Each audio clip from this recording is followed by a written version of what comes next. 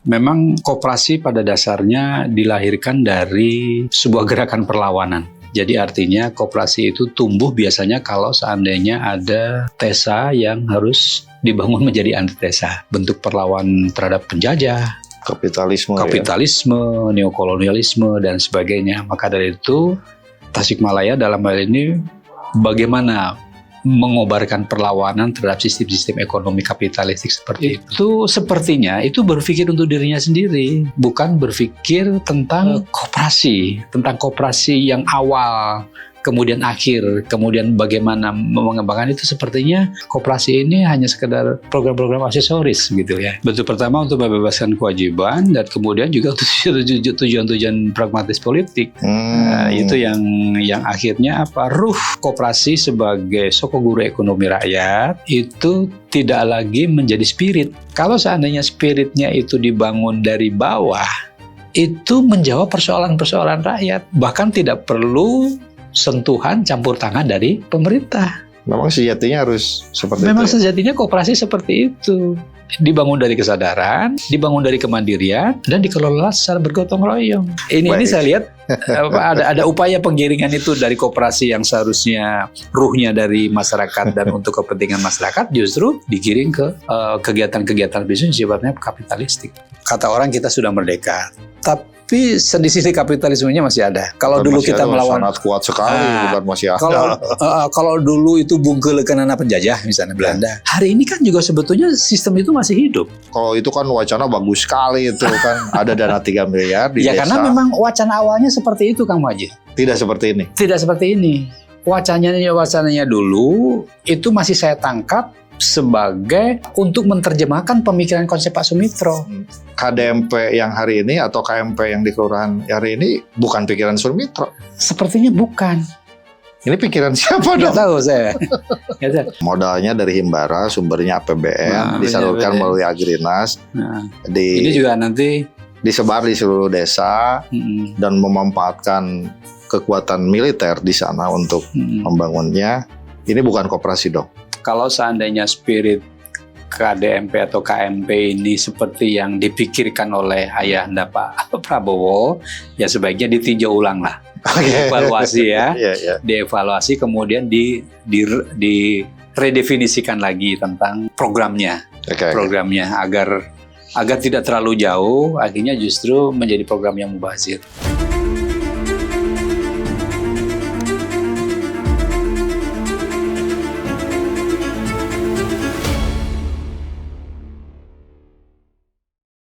Bismillahirrahmanirrahim. Assalamualaikum warahmatullahi wabarakatuh. Ketemu lagi di Perspektif.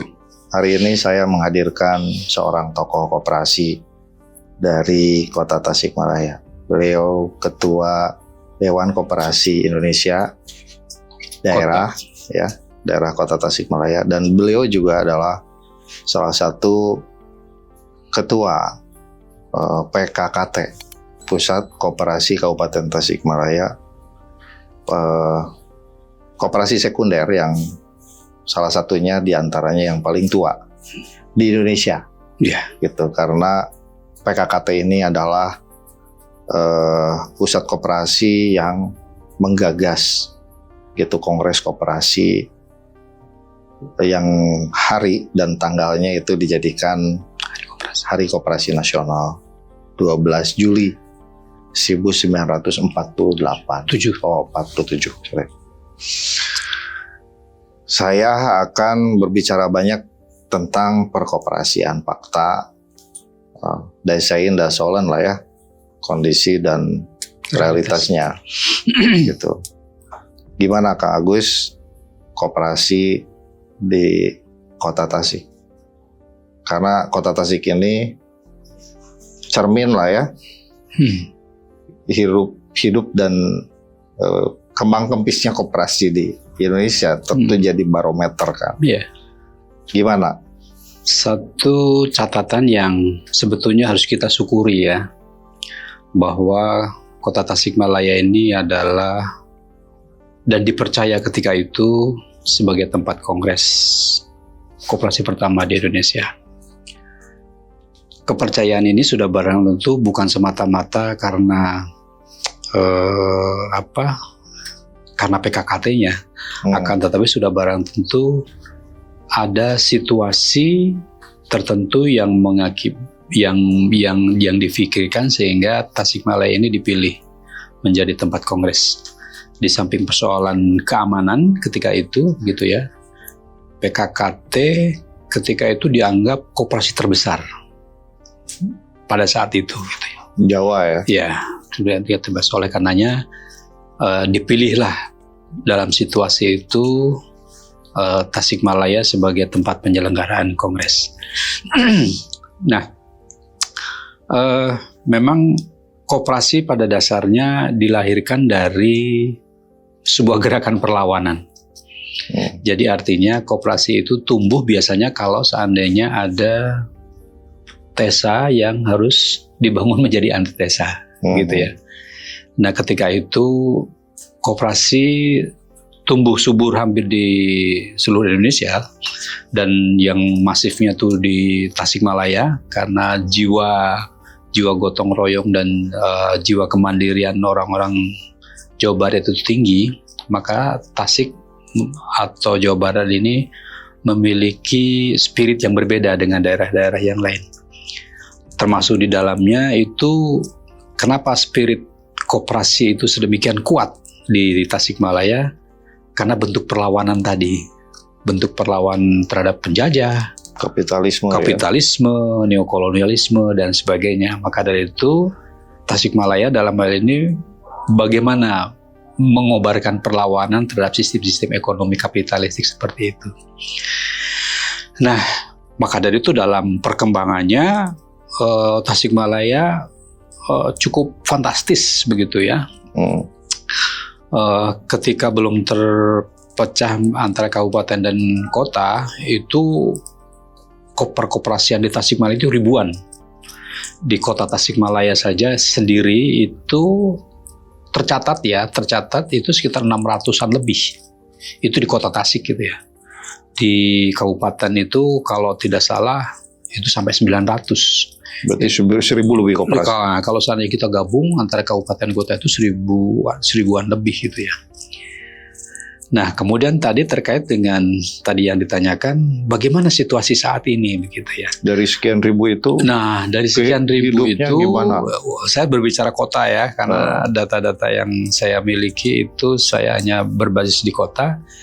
Itu yang aktif itu di kota Tasik itu sekitar 300-an lah. Angka tepatnya dari sudah 600 itu 50%. dari 600 sekian. 300 sekian itu aktif. Kriteria aktif itu existing ya. Existing, keberadaan mereka ada gitu ya. Nah, kemudian dari 300 yang aktif ini yang melaksanakan RAT mungkin hanya sekitar 170-an. 100 lebih. 170-an lah, 170-an. Okay. Ya, kriteria untuk sebuah koperasi yang minimal sehat itu adalah bisa melaksanakan RAT. Tahunan ya? Ya, tahunan itu sekitar 170-an. Melihat data-data ini, sebetulnya kita bisa mengambil kesimpulan ya. Perkembangan perkoperasian di Tasikmalaya dari semenjak Kongres kemudian hingga saat ini itu terjadi penurunan yang luar biasa. Nah, ini PR kita bersama, Pak Kang Muhadjir. Ini PR kita bersama. Apa penyebab itu? Dan nampaknya akar persoalan itu tidak pernah digali. Akar persoalan ini tidak pernah digali. Karena apa? Karena hampir setiap rezim dalam tanda kutip itu sepertinya itu berpikir untuk dirinya sendiri, bukan berpikir tentang koperasi yang awal, kemudian akhir, kemudian bagaimana mengembangkan itu sepertinya hanya menjadi program-program, kalau saya katakan dalam beberapa daerah mungkin terlalu simplistis kalau saya mengatakan koperasi ini hanya sekedar program-program aksesoris gitu ya. Oke. Tadi catatan setiap rejim sekarang ini ya terakhir lah ya.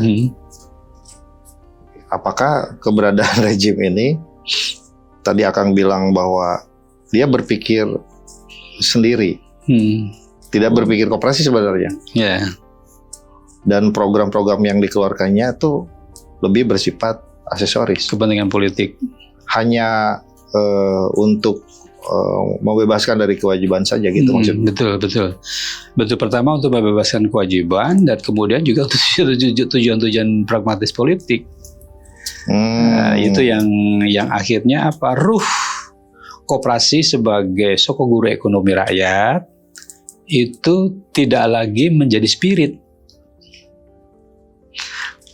Kalau seandainya kita ingin mengembalikan koperasi ini kembali pada kejayaan awal, itu kan berarti harus dimulai dari spiritnya. Kalau spiritnya sudah hilang, apalagi dibelokkan pada satu spirit yang lain, itu sudah barang tentu sifatnya akan sporadis, tidak akan berkelanjutan begitu. Misal, hari ini ada satu program, bisa jadi hari itu dia maju, tapi karena tidak dibangun dari spirit, ketika ada persoalan, itu kemudian hilang. Sebagai salah satu contoh tentang KUD misalnya. Dulu itu sedemikian diperhitungkannya keberadaan koperasi itu. Tapi begitu Orde Baru tumbang,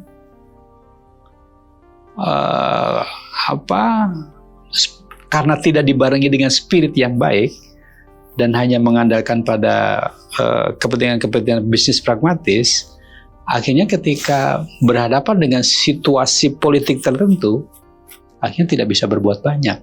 Sebagai salah satu ilustrasi, dulu KUD itu merupakan koperasi yang diberikan privilege ya. Dia hak monopoli lah. Nah, seperti dia memiliki hak untuk mendistribusikan pupuk, kemudian mendistribusikan bibit dan lain sebagainya. Bahkan bandiakan terakhir itu PPOB gitu ya. Itu karena ketergantungan inilah, karena sifat ketergantungan inilah yang akhirnya justru menjadi racun kalau menurut saya. Nah, akar ini tidak coba digali dan dijawab oleh rejim berikutnya. Akhirnya apa? Akhirnya obatnya adalah menggunakan pola lama, tidak dimulai dari spirit. Tapi kalau seandainya coba kita mulai dari spirit, seperti saat pendirian koperasi, mohon maaf kalau seandainya saya menggunakan barometernya dari Bapak Raden Arya Wiratmaja yang dari Purwokerto itu. Kalau seandainya spiritnya itu dibangun dari bawah, itu menjawab persoalan-persoalan rakyat. Bahkan tidak perlu sentuhan campur tangan dari pemerintah. Memang sejatinya harus seperti itu. Memang sejatinya koperasi seperti itu. Dibangun dari kesadaran, dibangun dari kemandirian, dan dikelola secara bergotong royong. Nah, spirit ini yang itu sudah mulai hilang. Dan itu terus menerus hingga saat ini. Akhirnya apa?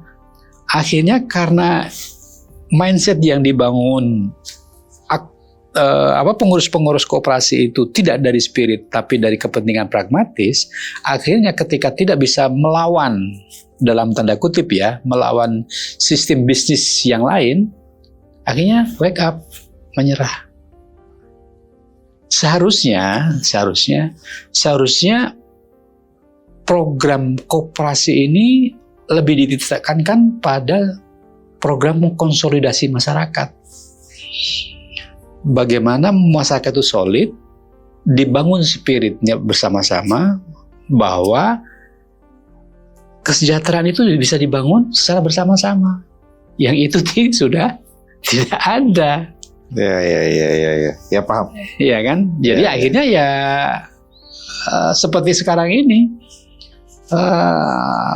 termasuk juga dalam program-program pengembangan misalnya. Nama programnya pengembangan, tapi materinya untuk pengembangan sesaat, bukan untuk pengembangan berkelanjutan. Nah, makanya itu berarti kunci persoalannya di mana? Kunci persoalannya di membangun spirit. Kalau kalau istilah beberapa orang mengatakan ideologi ya, ideologi koperasi ini harus ditanamkan dengan benar. Sebelum koperasi itu hanya wadah.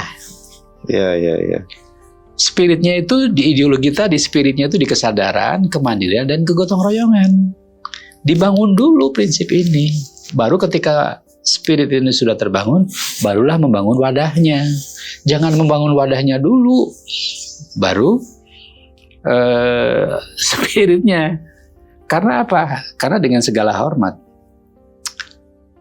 Kang Muhadjir mungkin dalam perkembangan akhir-akhir ini tuh juga menyaksikan ada pertumbuhan koperasi yang begitu banyak. Bahkan ada koperasi Batak dan sebagainya. Itu artinya apa? Itu artinya koperasi hanya dimanfaatkan untuk kepentingan bisnis individual, tapi tidak untuk menjawab bagaimana membangun kesadaran, kemandirian, dan kegotong royongan di akar rumput. Bapak Muhammad Hatta menerjemahkan pasal 33 itu dalam konteks bagaimana, karena keterbatasan negara, bagaimana rakyat bisa hidup mandiri.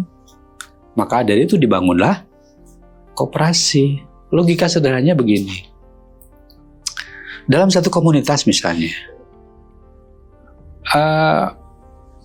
kemudian mengumpulkan modal.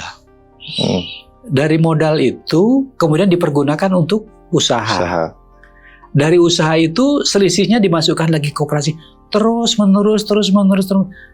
Dan itu akhirnya membangun kesejahteraan bersama. Itulah spiritnya. Ya. Dan ini hari ini justru yang terjadi, dengan segala hormat, itu justru pertama untuk kepentingan politik, dan kemudian yang kedua digiring-giring justru lebih didekatkan kepada sistem bisnis yang kapitalistik. Ini saya lihat ada upaya penggiringan itu dari koperasi yang seharusnya ruhnya dari masyarakat dan untuk kepentingan masyarakat, justru digiring ke kegiatan-kegiatan bisnis sifatnya kapitalistik. Oke, kalau begitu koperasi dalam perspektif pemerintah hari ini, gitu ya, itu jauh dari spirit ketika dulu koperasi itu tumbuh subur di masa zaman kolonial itu. Iya, betul. Dengan satu semangat, bukan hanya soal kemandirian ya, itu adalah sebuah perlawanan terhadap sistem yang kapitalistik. Betul, kapitalistik ya. Sistem ekonomi yang kapitalistik. Betul. Sehingga koperasi ini menjadi sokoguru ekonomi rakyat. Apakah narasi tentang perlawanan terhadap sistem kapitalisme itu ada di dalam program-program pemerintah hari ini? Diappease-kan nggak? Sehingga kan koperasi itu kan ada musuhnya gitu ya.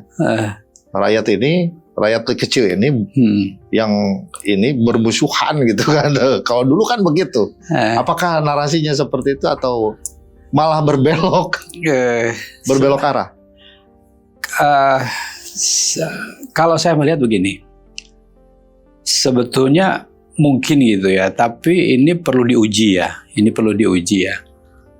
Mungkin ada upaya untuk mencoba mensinkronkan atau mensinergikan. Saya perlu diuji ini. Dikawinkan gitu maksudnya. Ya, dikawinkan antara sistem kapitalisme dengan sistem koperasi. itu terbukti dari begini. Seperti halnya hari ini ada program-program dari Bank Himbara misalnya untuk koperasi misalnya. Ya kan itu aneh. Nah, makanya itu. Ya kan? Makanya itu dari sisi ruh sebetulnya sudah keluar dari konteks. Sebetulnya kan begini, justru ruh koperasi itu sebetulnya nggak perlu bank. Ya karena mereka bisa dari modal yang mereka kelola sendiri. Ya. Nah, ini ada apa? Jadi ada fenomena bangun koperasi secara permodalan dari sistem yang kapitalistik gitu. Ya, betul. Ya itu makanya ini ada upaya penggiringan gitu ya. Kalau saya melihatnya ada upaya penggiringan dari yang sifatnya koperasi yang yang spiritnya dari akar rumput itu ditarik menjadi sistem ekonomi yang ya itu tadi kapitalistik itu tadi. Oke. Lalu yang di PKKT itu. Koperasi apa saja yang masih eksis secara bisnis? Ya, gitu ya. Koperasi. Lalu pertanyaan berikutnya, apakah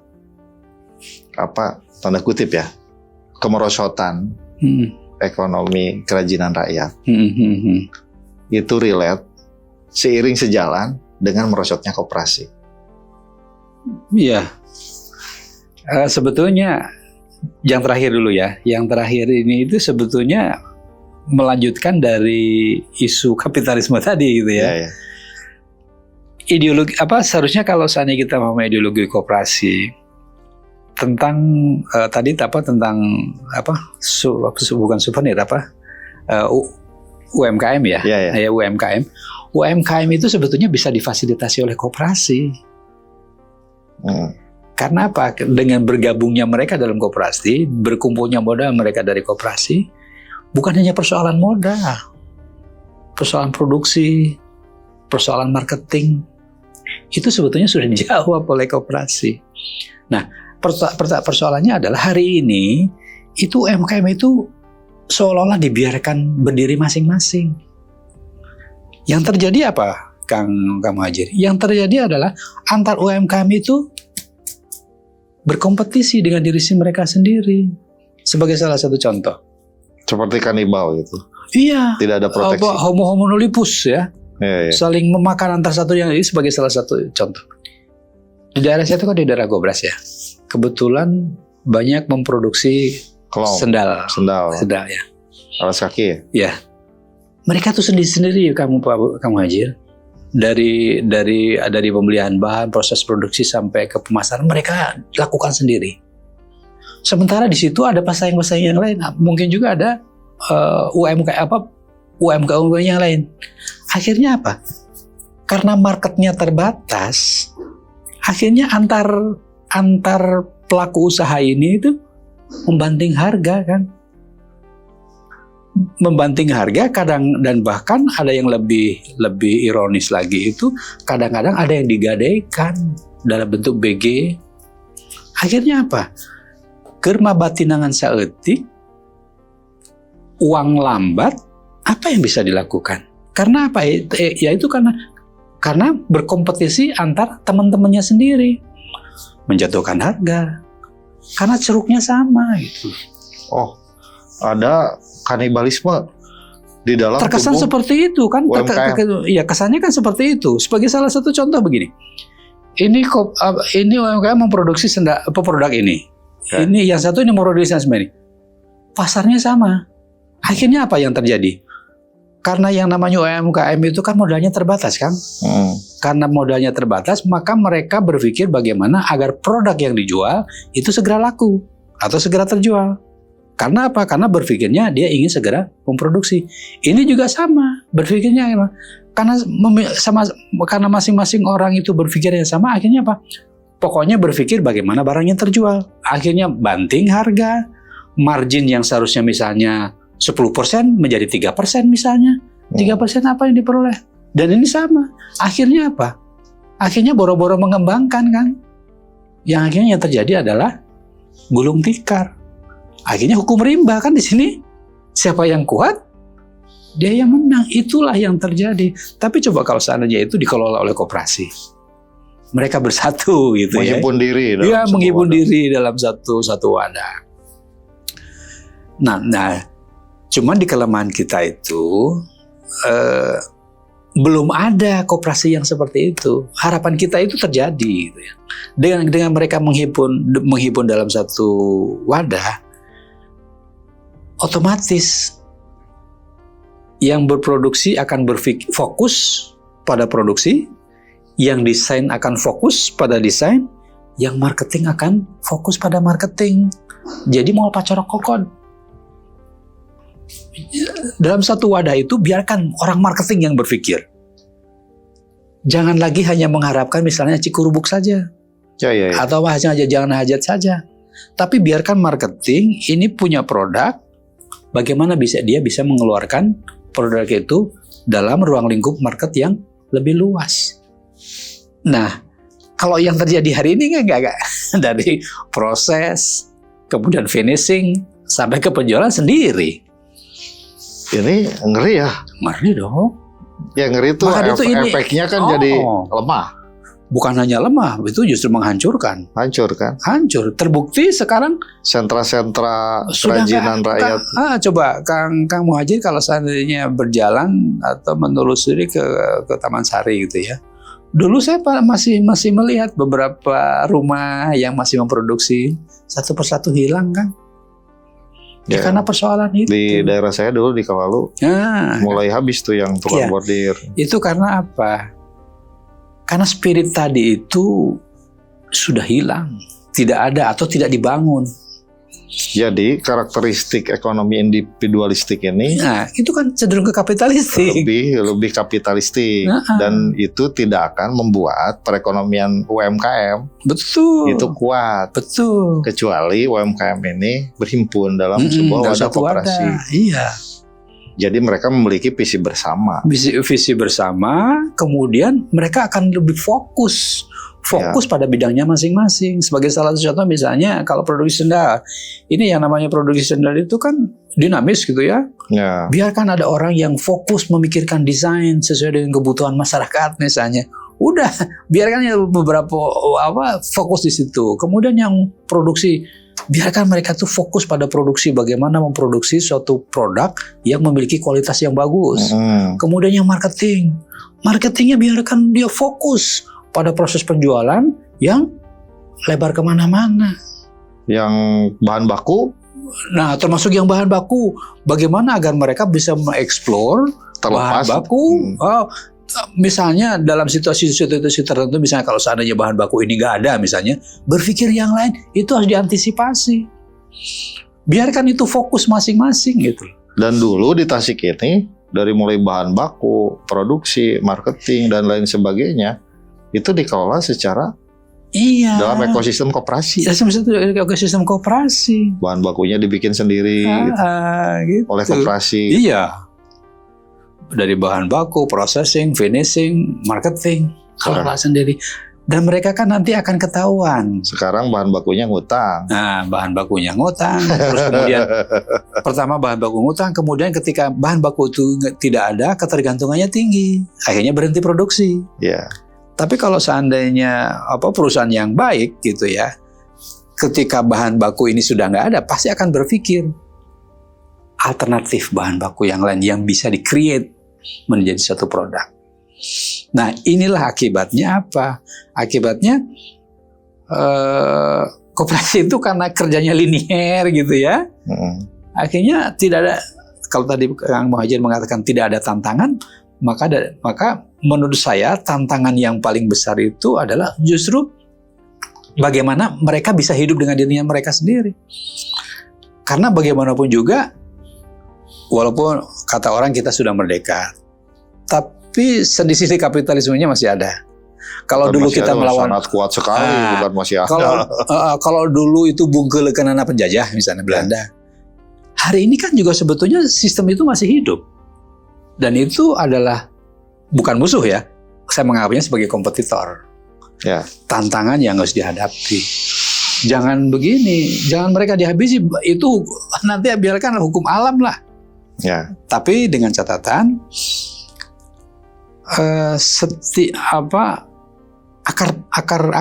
akar bisnis atau akar apapun itu sumbernya kan dari manusia. Tapi ketika manusianya nggak butuh kan nggak bakalan ada. Itu kenapa kita nggak belajar Baduy misalnya? Atau kita tidak belajar ke Kampung Naga misalnya? Walaupun mereka tidak memproklamirkan diri sebagai wadah gerakan koperasi, tapi cara hidup berkoperasi itu. Mereka aja bisa hidup. Kita tidak berbicara dalam konteks kemewahan ya, tapi dalam konteks kebutuhan. Oke. Jadi kalau seandainya kalau koperasi hanya sekedar untuk memenuhi kebutuhan hidup, itu sebetulnya bisa. Gitu. Begitu saya yakin kalau spirit ini difahami benar, yaitu dan kita sayangkan juga sih, hari ini mata pelajaran ekonomi koperasi sudah nggak ada. Mungkin saya generasi terakhir yang memperoleh pendidikan koperasi, maka dari itu hari ini generasi muda banyak yang tidak begitu tertarik dengan koperasi. Dan cita-citanya jadi CEO ya. Nah, kebanyakan ya begitu. Padahal kalau seandainya spirit koperasi ini benar, itu bisa juga menjadi CEO koperasi juga bagus loh. Prospeknya bagus. Karena apa? Karena basisnya jelas, jaringannya jelas kok. Coba Kang Muhadjir ya. Jaringan antar koperasi di dunia ini tuh kuat loh Kang Muhadjir. Ini kalau seandainya sinergitas kolaborasi ini bisa dibangun, saya yakin ini akan menjadi kekuatan. Sebagai satu di ruang lingkup kita yang kecil saja dululah Kang Muhadjir di Tasikmalaya. Tasikmalaya ini ada penduduk berapa sih? Kebutuhannya apa sih? Minimal kalau seandainya spiritnya sama, bisa nggak bergabung bisa di koperasi? Dari satu bidang saja, misalnya beras misalnya. Beras bisa nggak dikelola koperasi? Semuanya menjadi anggota koperasi, misalnya seluruh penduduk Tasik ini. Berapa yang terkumpul? Mereka yang membeli beras ke koperasi ini kan bukan semata-mata mendapatkan terpenuhinya kebutuhan pokok dalam bentuk beras. Tapi semakin banyak mereka beli, maka di akhir tahun mereka akan mendapatkan sisa hasil usaha. Ada keuntungan. Ada keuntungan lagi. Selain beli ada benefit gitu. Oh iya, setiap beli semakin banyak beli maka akan semakin tinggi benefit yang diperoleh. Ini tidak dipahami. Coba kalau seandainya kita beli di pasar-pasar biasa, ya udah beli udah selesai kan? Tapi coba kalau seandainya itu beli di koperasi misalnya, saya beli dapat barang. Nanti di akhir tahun saya dapat SHU dengan catatan menjadi anggota gitu. Oke, saya jadi ngerti sekarang. Jadi Kak Agus secara tidak langsung menjawab betul kalau UMKM terutama di kerajinan rakyat itu yang ada di, saya pikir bukan di Tasik aja ya, di semua daerah ya. Semua daerah ya. Semua daerah di Indonesia ini itu dia menjadi lemah persaingannya, bahkan banyak yang tertutup dan gulung tikar karena tidak dibarengi oleh pola ekonomi, pola sistem ekonomi yang dibangun.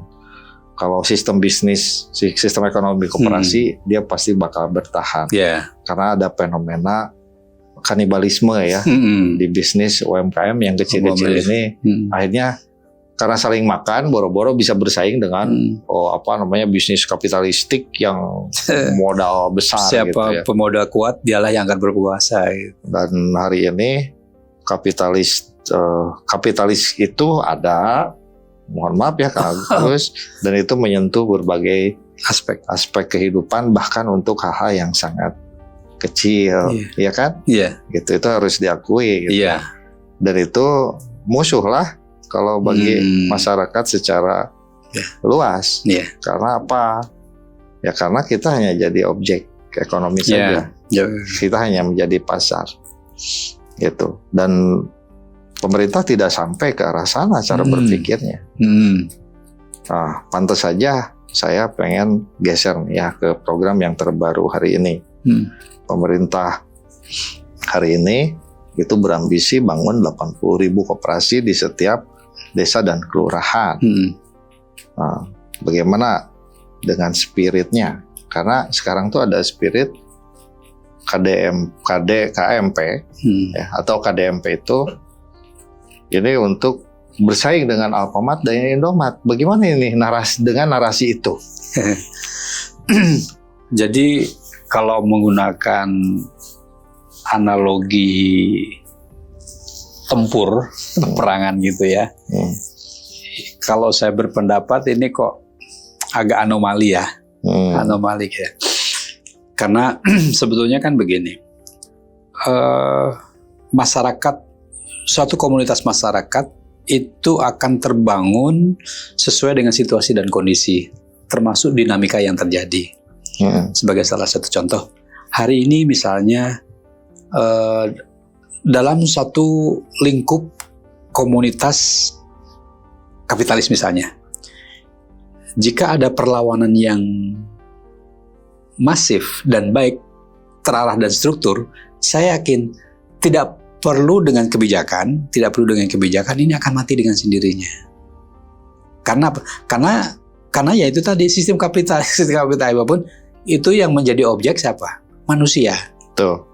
Ketika manusia ini sudah bersepakat membangun suatu wadah, menjadi subjek ekonomi lah ya. Menjadi subjek ekonomi dan membangun dirinya sendiri, itu akan ditinggalkan dengan sendirinya. Iya kan? Iya. Nggak, jadi dalam konteks peperangan itu tidak perlu harus dipukulin sampai dibuat babak belur, nggak usah. Yang namanya bisnis ya dilawan dengan bisnis. Nah, hanya saja persoalannya adalah banyak yang belum paham itu bagaimana koperasi melawan sistem bisnis seperti itu. Yang ada dalam mindset koperasi itu, termasuk juga mungkin para pemegang kebijakan negeri ini, yang terjadi adalah bahwa koperasi itu bisa hidup kalau seandainya yang ini mati. Itu tidak fair kalau menurut saya. Tidak fair. Ya nggak boleh lah, negara harus pro bisnis. Iya, maka itu membodohkan. Artinya apa? Kalau seandainya itu yang dilakukan, artinya memberangus kreativitas berpikir kan? Seharusnya dipacu. Bagaimana komunitas masyarakat ini dengan prinsip-prinsip koperasi tadi gitu ya, melawan sistem seperti ini. Kuncinya di mana? Perbanyak dalam komunitas itu anggotanya, yang tadinya belanja itu ulah belanja kade orangnya saya, misalnya contoh kasarnya seperti itu. Jadi ketergantungan pada ini sudah tidak ada lagi. Ketika sudah tidak ada lagi ketergantungan pada yang ini, otomatis kan siapa yang beli mereka? Nggak usah dipukulin, nggak usah ditonjokin. Mereka akan gulung tikar dengan sendirinya. Saya malah lebih moderat soal itu, ya berdampingan saja. Iya, berdampingan. Kan di sana ada orang karyawan juga kan, ada rakyat yang bekerja. Iya. Maka dari itu bisa jadi begini. Bisa jadi ketika komunitas ini kuat, itu bisa jadi malah bersinergi loh. Kolaborasi, betul. Iya, kolaborasi. Dari sisi apa? Misalnya dari rantai pasok misalnya. Iya. Rantai pasok bahan makanan, bisa jadi itu kan. Kita punya anggota, situ punya barang. Kan gitu. Kalau seandainya barang situ pengen lancar jaya, ayo bekerja sama dengan kita. Dengan catatan, nah itu kan jadi simbiosis mutualisme. Tidak harus digebukin, nggak fair lah itu. Nggak fair. Nah itu kemudian ini terkait dengan program pemerintah tentang tadi disinggur gitu ya, tentang KUD ya. Bukan koperasi desa ya. Ya, jadi versi zaman dulu KUD. Kalau sebetulnya kan begini. Kalau seandainya mengacu pada konsep yang dibuat oleh Pak Sumitro, bapaknya Pak Prabowo, itu sebetulnya bagus. Jadi begini, konsepnya itu kan begini. Konsepnya itu adalah koperasi didirikan pada suatu daerah tertentu yang di daerah tersebut akseptabilitasnya terbatas. Intinya apa? Intinya koperasi desa itu didirikan untuk apa? Memutus rantai pasok. Memutus rantai pasok yang terlalu jauh, panjang misalnya, atau terlalu banyak. Akhirnya dibuatlah koperasi desa itu. Nah, fokusnya di apa? Fokusnya di kebutuhan pokok. Sembako lah ya? Iya, sembako di kebutuhan pokok. Nah, kalau seandainya dipaksakan untuk kegiatan-kegiatannya yang lain kan tidak nyambung, Pak. Ada klinik ya? Nah, itu saya pikir ada gudang. Ya, kan kalau saya semacam kayak klinik itu kan ada puskesmas sama kayak desa-desa gitu kan. Kalau di kota, di tengah kota kan banyak rumah sakit. Nah, kalau di kota itu kan apalagi ya, di kan kota. Di kelurahan kita kan udah berdiri. Ini kita berbicara desa. Kalau di berbicara desa itu kan sebetulnya fasilitas kesehatan itu sekarang sudah cukup masif. Puskesmas itu sudah ada di mana-mana begitu. Iyalah, bahkan ada puskesmas pembantu ya. Itu rakyat. Jadi kalau seandainya dipaksakan itu, saya pikir juga kurang bijak lah, kurang bijak dan kurang proporsional. Maka itu kalau seandainya dikembalikan lagi ke konsepnya Pak Soumitro terkait dengan koperasi desa tadi, itu sebetulnya untuk memutus rantai pasok dan memudahkan akseptabilitas antara kebutuhan masyarakat dengan kebutuhan mereka sendiri. Termasuk juga untuk pengembangan di desa. Pengembangannya dalam bentuk apa? Untuk bangun kesejahteraan tadi. Kalau di desa itu kan petani misalnya. Petani itu kebutuhannya apa? Bibit, pupuk misalnya. Di koperasi ini. Jadi semuanya berputar di situ.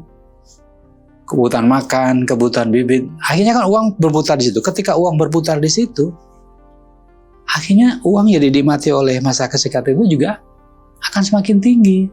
Karena frekuensi uang yang berputar semakin tinggi, maka akan semakin tinggi pula tingkat kesejahteraan di masyarakat tersebut. Misalnya, ketika pertanian ini, misalnya kalau seandainya di desa tadi, kalau seandainya pertanian di desa ini yang tadinya hanya mampu menjual 1 ton, kemudian sampai menjadi 2 ton atau 3 ton, itu kan berarti kan ada nilai tambah. Proses nilai tambahnya itu karena apa? Karena kemudahan akseptabilitas tadi, kemudahan pupuk, kemudahan bibit. Akhirnya yang tadinya belanja cuma 1 juta, kemudian menjadi 2 juta, 3 juta. Kan begitu, terus menerus akhirnya mampu memproduksi berapa? Akhirnya dia sejahtera dengan sendiri. Belum lagi nanti ketika dalam akhir tahun ada SHU yang diberikan kepada petani. Akhirnya apa? Dalam desa itu yang dibangun bukan semata-mata ekonominya, tapi komunitas masyarakatnya, silaturahminya terjalin, kegotong royongnya terjalin. Karena apa? Karena dalam setiap akhir tahun itu pasti ada pertemuan. Akan berbicara A, B, C, dan seterusnya. Dan spirit ini menjadi modal bagi suatu bangsa. Kalau seandainya spirit ini nggak ada, ya berarti kalau saya mengatakan saya mungkin 50% energi bangsa ini sudah hilang. Tapi yang terjadi hari ini semuanya diplot dan semuanya sama. Semua daerah sama, gerainya sama, bentuknya sama, logonya sama, pola dan sistem bisnisnya kayaknya sama, gitu. Lalu anggota pengurus koperasinya nggak tahu apa-apa, desanya masyarakatnya tidak diedukasi tentang kesadaran, ideologi, gitu. Dan semuanya di drop. Menurut Kak Agus ini koperasi apa bukan? Kalau mengacu kepada Undang-Undang 2592 tentang perkoperasian, itu dari sisi proses itu tidak sesuai dengan undang-undang. Dari sisi proses tidak sesuai dengan undang-undang. Itu dari sisi proses undang-undang. Itu kemudian dari sisi prinsip koperasi. Itu kalau menurut saya ya, itu belum sesuai dengan prinsip-prinsip koperasi. Oke. Karena prinsip koperasi itu dibangun dari bawah, bukan dari atas. Karena apa? Karena kekuatan yang dibangun oleh koperasi itu berproses, bukan tiba-tiba kuat kemudian menjadi lemah. Justru yang diharapkan koperasi itu adalah dari yang tadinya lemah menjadi kuat. Karena apa? Dari lemah ini akan ada pelajaran, akan ada tantangan, akan ada banyak pelajaran yang diperoleh. Dari pengalaman-pengalaman inilah yang akhirnya menempa komunitas tersebut dalam satu kegiatan usaha bersama untuk membangun kesejahteraan bersama. Kalau seandainya top down dengan segala hormat, tiba-tiba ada, kemudian tiba-tiba dihadapkan pada kenyataan, kaget dia. Misalnya begini, Kang Muhadjir hidup dalam lingkungan orang kaya, kemudian tiba-tiba miskin, Apa yang terjadi? Shock. Kalau seandainya kamu aja dibangun oleh orang tuanya dan dididik menjadi mental yang kuat, mungkin bisa bertahan. Tapi kalau seandainya yang dibangun adalah kebiasaan serba ada, serba difasilitasi, ketika jatuh miskin, kaget, akhirnya apa? Serba kekurangan. Tapi berbeda dengan orang yang dari awal sudah ditempa dengan tekanan misalnya, dengan persaingan, dengan kompetisi, akhirnya membentuk mereka menjadi orang-orang kuat. Nah, sebetulnya ruh koperasi itu di situ. Bapak Muhammad Hatta itu begitu. Maka dari itu masing-masing komunitas itu tantangannya beda-beda. Komunitas petani tantangannya ini, komunitas guru tantangannya seperti ini. Kemudian tantangan pegawai tantangannya kemudian tantangan buruh tantangannya seperti ini. Dan itu masing-masing memiliki tantangan sendiri-sendiri. Oke. Berarti kalau begitu KMP bukan koperasi dong? Kalau menurut saya belum masuk kriteria itu ya. Belum masuk kriteria itu. Kalaupun seandainya dipaksakan memang harus dimulai lagi dari bawah.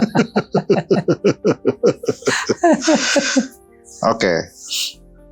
Dan itu mengeluarkan anggaran yang luar biasa besarnya. Secara ekonomi masyarakat desa hari ini dirugikan dengan itu karena dia kehilangan hak untuk membangun secara kolektif dalam konteks pembangunan masyarakat di desa ya, kebutuhan di desa. Gitu. Saya melihat kok tidak sepadan gitu ya. Pengorbanan masyarakat desa hari ini dengan adanya tanda kutip ya, sesuatu yang barang yang disebut yang dilabeli koperasi gitu. Iya. Nah, itulah. Jadi pandangan masyarakat hari ini memang akhirnya ada pemahaman lain tentang koperasi. Loh, kok koperasi ini begini, kok koperasi begitu, padahal ruhnya sama. Harusnya sama ya. Seharusnya ruhnya sama. Sebetulnya begini. Sebelum koperasi ini bergulir dan sedemikian cepat memperoleh legalitas gitu ya. Beberapa waktu yang lalu sebetulnya saya pernah datang pada satu komunitas desa di kabupaten. Itu terkait dengan isu itu. Isu itu. Saya memberikan pandangan begini. Waktu itu saya masih melihat itu peluang. Saya waktu itu masih melihat itu sebagai peluang dengan konsep tadi Pak Sumitro tadi ya. Saya diminta menjadi berbicaralah saya itu bicara. Nah, saya sampaikan begini. Kalau seandainya memang ini ada fasilitasi dari negara, ya sekarang tinggal ditangkap. Kira-kira di daerah ini, pertama kalau dari sisi kebutuhan apa kebutuhannya? Kalau dari sisi potensi apa yang dimiliki oleh dia? Dari dua hal ini nanti akan bisa dimanfaatkan untuk memutar fasilitas itu. Sebagai salah satu contoh misalnya kalau seandainya kebutuhannya apa? Ya udah fokus aja di situ. Misalnya kalau seandainya gula, kalau seandainya minyak, apalah. Tapi kan akhirnya duitnya balik lagi kan, akhirnya bisa diputar. Itu dari sisi kebutuhan. Kemudian dari sisi potensi di daerah itu misalnya apa? Padi kah? Ketela kah? Jagung kah? Yang bisa digerakkan seberapa besar? Kalau hektar berapa hektar? Kalau kilo berapa kilo? Kalau rupiah berapa rupiah? Nah, itu dikalkulasi. Saya katakan seperti itu, dikalkulasi. Nah, kemudian dari uang yang dikalkulasi itu kemampuan. Kan pada waktu itu kan masih simpang siur itu tentang berapa miliar yang bisa ditelurkan kan? Awalnya cuma 1,6, kemudian menjadi 3 kan itu. Tapi pada waktu itu belum masih seputar wacana sesuai dengan kebutuhan. Ya. Pada waktu itu masih saya berbicara pada konteks itu. Nah, itu silahkan dikalkulasi kebutuhannya berapa, baik itu kebutuhan sehari maupun potensi begitu. kondisi, oh ya Pak, ini daerah ini padi berapa hektar, kebutuhannya apa saja, kan bisa diukur itu kan. Yeah. Misalnya kalau seandainya bibit, berapa bibitnya, kalau seandainya pupuk berapa gitu. Oh di daerah sini jagung, oke, bla bla bla bla bla. Singkat cerita, terakumulasilah kebutuhan dengan termasuk juga terproyeksikanlah hasil. Ya. Oh kalau seandainya ini itu bisa menghasilkan sekian, untuk ke bank sekian, untuk disimpan, logis kan?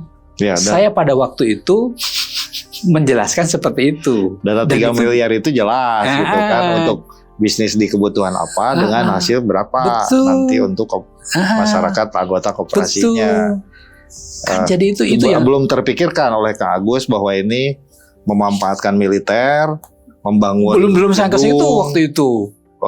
Barangnya di drop, belum, mobilnya di drop gitu ya, belum, masih jauh-jauh hari ketika konsep itu. Kalau itu kan wacana bagus sekali itu kan, ada dana 3 miliar di ya desa. Karena memang wacana awalnya seperti itu Kang Muhadjir. Tidak seperti ini. Wacananya dulu itu masih saya tangkap sebagai untuk menerjemahkan pemikiran konsep Pak Sumitro. Ya. Ini bukan KDMP yang hari ini atau KMP yang di kelurahan hari ini, bukan pikiran Sumitro. Sepertinya bukan. Ini pikiran siapa dong? Nggak tahu saya. Makanya itu saya pada waktu itu makanya itu Kang Muhadjir, pada waktu itu saya menyambut baik waktu itu konsep itu. Iya. Saya menyambut baik karena memang, tapi tidak digeneralisir gitu. Tidak kemudian seluruh Indonesia, tidak. Itu daerah-daerah tertentu yang memang membutuhkan.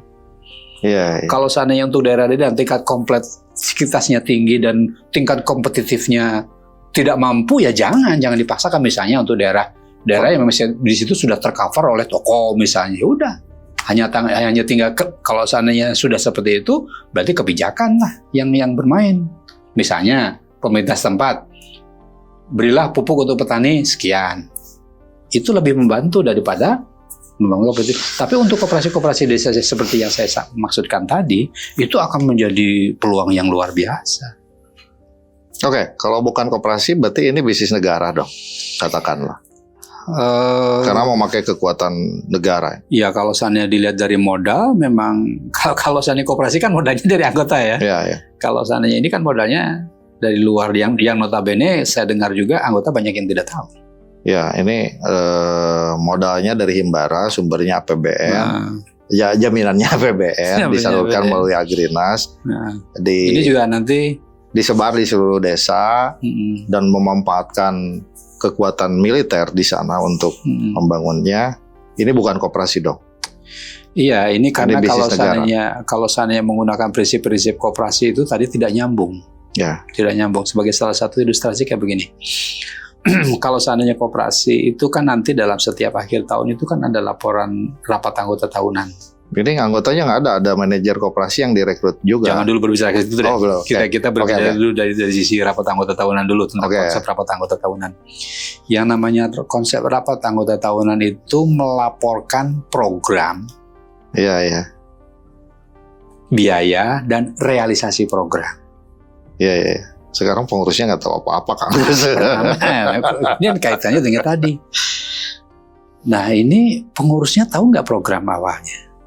Ya nggak tahu deh. Termasuk di situ kan nanti ada pembangunan gerai, pembelian aset, dan itu bentuk pertanggungjawabannya kayak gimana? Ya. Karena kalau seandainya mengacu pada ketentuan peraturan undang-undang perkoperasian, kalau seandainya terjadi mismanagement dalam pengelolaan keuangan, itu yang tanggung jawab pengurus loh Pak. Ya. Nah kemudian kalau yang bersangkutan tidak tahu, bagaimana kemudian ditodong untuk bertanggung jawab untuk sesuatu yang tidak dilakukan? Kan repot Pak. Tiba-tiba kamu memiliki kewajiban yang harus ditanya sekian. Gimana? Kalau seandainya tidak bisa mempertanggungjawabkan, sanksi pidana loh Pak. Ini saya kasihan sama pengurus. Iya, saya pengurus. Yang dibentuk melalui Musdesus. Iya. Iya. Jadi kasihan. Kecuali kalau seandainya dari sisi proses kemudian nanti pada sisi sampai ke akhir semuanya harus bertanggung jawab. Oke. Ya TNI-nya, ya Grinasnya, ya pemerintahannya harus ikut bertanggung jawab. Pemerintah daerah nggak tahu apa-apa loh, Pak. Nah itulah masalahnya. Kalau seandainya tidak tahu seperti itu gimana? Akhirnya jadi beban pengurus. Yang harus bertanggung jawab pengurus. Rakyat lagi yang kenapa? Oke. Kasihan rakyat itu sudah sulit, sudah susah. Jangan dipersulit dengan hal-hal yang mereka tidak sanggup untuk menghadapinya. Dan ini akan menjadi beban rakyat di kemudian hari. Pertama menjadi beban rakyat, demikian juga nanti akan menjadi beban negara. Nanti pertanggungjawabannya kayak gimana? Gede loh Pak. Oh iyalah, angkanya fantastis. Ya, iya, maka dari itu ini beban psikologisnya di rakyat, tapi beban materinya ada di negara. Oke, dan itu tidak pun memberikan kontribusi terhadap perkembangan koperasi di Tasik. Makanya apalagi sampai diukur ke situ, Nggak ada kaitan, nggak ada relasi, nggak ada hubungan sama sekali. Iya, biasanya kan begini. Kalau dalam koperasi itu kan ada dalam setiap RAT gitu ya, kan ada yang namanya rencana program, Iya. ada yang namanya rencana anggaran, kan Iya, gitu. iya. Jadi itu sebetulnya koperasi itu seperti negara Pak. Iya. Seperti negara. Kalau di negara itu RAPBN gitu ya. Dikelola secara akuntabel, secara partisipatif, dan transparan. Kayak masjid lah ya. Iya. Kira-kira. Jadi kan begini. Jadi setiap menyusun program itu acuannya apa? Acuannya pertama dari program kemarin. Program kemarin itu mana yang terlaksana dan mana yang tidak terlaksana, atau mana yang perlu dilanjutkan, kan itu. Konsekuensinya apa? Konsekuensinya pada biaya, kan begitu. Nah biaya ini mengukurnya dari mana? Mengukurnya dari pendapatan yang diperoleh pada tahun berjalan. Jadi nyambung begitu loh. Nah kalau seandainya ada sumber, ada program dan akhir yang tidak nyambung, gimana mempertanggungjawabkannya Pak? Oke, dan itu ya secara informasi kan harus terbuka ya. Harus terbuka, diketahui oleh anggota. Bahkan kalau seandainya menurut undang-undang harus notaril. Harus ya. Kalau menurut undang-undang harus notaril. Oke, tapi ya nggak bisa lah kita narik-narik masyarakat di urusan yang program koperasi yang jauh dari pikiran Pak Suryanitro gitu ya, apalagi pikiran Bung Hatta gitu ya. Oke, saya pengen prediksi ringkas saja dari Kang Agus. Ini program Koperasi Merah Putih ini kira-kira bakal berkembang pesat atau bakal seperti koperasi yang dulu-dulu KUD bangkrut? Saya khawatir ini akan bernasib sama dengan KUD bangkrut. Ya ada yang baik, ada juga yang akhirnya gulung tikar. Sebagian kecil baik, sebagian besar bangkrut. Kalau seandainya, karena apa? Karena baik dan tidak baik itu pertama dari sisi pengelolaan, kemudian yang kedua dilihat dari sisi lingkungan. Apakah sesuai dengan peruntukannya atau tidak? Misal kayak begini tadi yang sempat kita bahas tentang apakah bentuk koperasi ini relevan dengan komunitas seperti ini misalnya. Sebab begini, saya juga untuk pelajaran KUD ya, KUD juga ada yang bagus loh. Tapi dari sisi komunitas, kemudian dari sisi lingkungan itu memang mendukung. Dari sisi bisnis, kemudian dari sisi sosiologis gitu ya.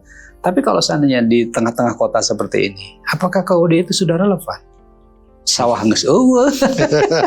Petani geus jadi tukang dagang di Cikurubu. Nah, itu yang saya katakan ada yang baik, ada yang tidak baik. Baik dan tidaknya itu tergantung pada komunitas dan lingkungannya tadi. Oke, jadi mustahil koperasi ini bisa hidup lagi kalau ideologinya tidak dibangun. Iya, tidak dibangun. Kalau seandainya spiritnya tidak dibangun, selamanya ini hanya akan menjadi aksesoris negara. Dan koperasi ini tidak bisa berpikir hanya bentuk bisnis saja. Tidak bisa dong. Karena ini spirit sosial. Betul. Perlu dicatat ini yang kadang-kadang banyak orang yang melupakan. Spirit koperasi itu bukan semata-mata pada kekayaan. Pemenuhan kebutuhan. Satu pemenuhan kebutuhan. Dan koperasi ini harus memiliki spirit pergerakan. Sosial. Iya, betul. Bukan spirit bisnis. Betul. Bisnis itu hanya alat. Bisnis itu hanya alat untuk membangun kesejahteraan tadi. Dan KMP jauh dari. Sebenarnya belum. Kalau seandainya seperti sekarang ini itu belum menyentuh, itu sama sekali tidak menyentuh akar masalah. Sehingga KDMP atau KMP yang hari ini ada itu hanya label koperasi yang digunakan untuk bisnis negara melalui BUMN dan didukung oleh kekuatan negara. Dan kita lihat saja nanti ke depannya seperti apa. Ya, harapan saya sih kalau seandainya spirit KDMP atau KMP ini seperti yang dipikirkan oleh ayahanda Pak Prabowo, ya sebaiknya ditinjau ulang lah. Dievaluasi dievaluasi kemudian diredefinisikan lagi tentang programnya agar tidak terlalu jauh, akhirnya justru menjadi program yang mubazir. Kita sudah menyaksikan itu, ada yang bangunannya berdempetan, ada yang di tengah ulang dan sebagainya, itu kan yang baru dibuka besoknya tutup.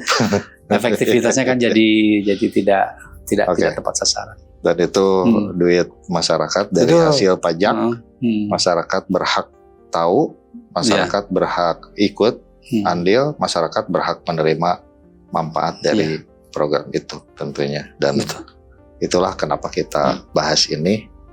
Kita sambungkan dengan relevansi konteks kehidupan koperasi di masyarakat yang tertua ya. Dalam konteks koperasi ini ya diantaranya Tasikmalaya dengan PKKT.